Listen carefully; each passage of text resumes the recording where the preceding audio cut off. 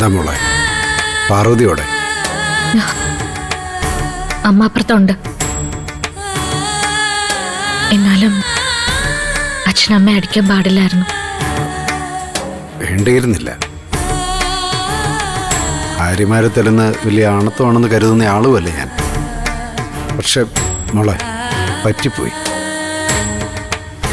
നിരഞ്ജൻ ഡോക്ടറെ കുറ്റപ്പെടുത്തി പാർവതി സംസാരിച്ചപ്പോൾ എനിക്ക് സമതല തെറ്റിപ്പോയി.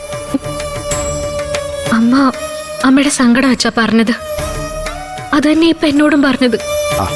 ആർക്കാ മോളെ സങ്കടം ഇല്ലാത്ത? അമ്മയുടെ അതേ അളവിൽ, അല്ലെങ്കിൽ അതിൽ കൂടുതൽ അളവിൽ മക്കളെ നഷ്ടപ്പെട്ട അച്ഛന്മാരുടെ ഉള്ളിലുണ്ട് സങ്കടം.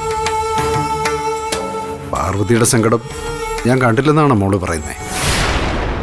പക്ഷെ അടിസ്ഥാനമില്ലാതെ ആരും സംശയിക്കരുത്. അത് പലതവണ ഞാൻ അവളോട് പറഞ്ഞിട്ടുള്ളതാണ്.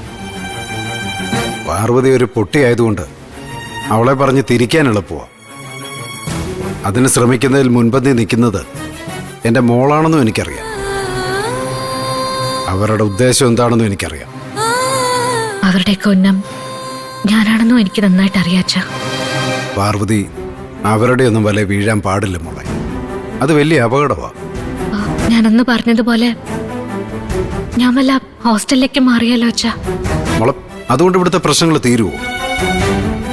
ഈ നടക്കുന്ന ബഹളങ്ങളൊക്കെ സുതിമോനെ ഓർത്തിട്ടാണെന്നോ അവനോടുള്ള സ്നേഹം കൊണ്ടാണെന്നോ മോള് കരുതുന്നുണ്ടോ?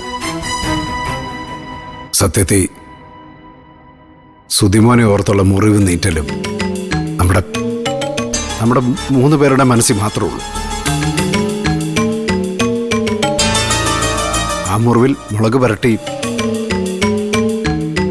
അവന്റെ മരണം ആഘോഷിക്കുക മറ്റുള്ളവരെ. എൻ്റെ കുഞ്ഞിൻ്റെ ആത്മാവിനെ ഒമ്മാളിവേഷം കെട്ടിച്ച് കളത്തിലിറക്കി കാശുണ്ടാക്കാൻ നോക്കുമോ മറ്റുള്ളവരെ?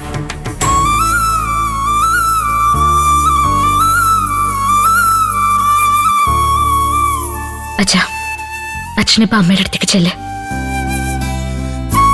അമ്മ ആകെ വിഷമത്തിലിരിക്കുക. ചെല്ലച്ച പ്ലീസ്. അച്ഛാ, അമ്മയോട് ഒന്ന് സോറി പറയണേ.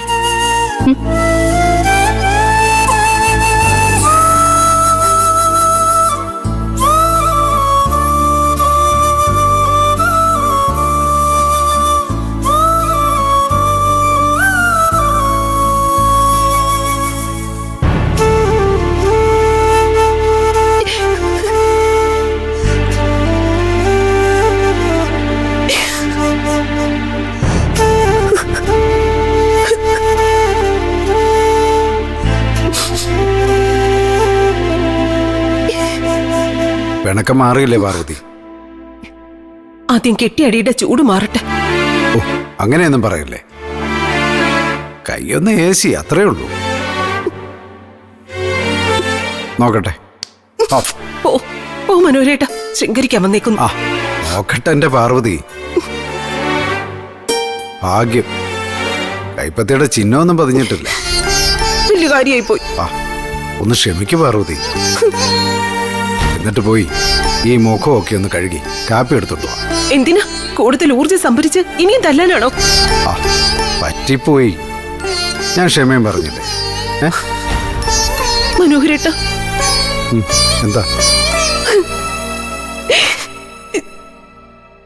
നമ്മുടെ സുതിമോനെ കൊന്നതാണോ മനോഹരേട്ട? പാർവതി, സത്യമായിട്ട് എനിക്കിപ്പോ അങ്ങനെ തോന്നുന്നു മനോഹരേട്ട.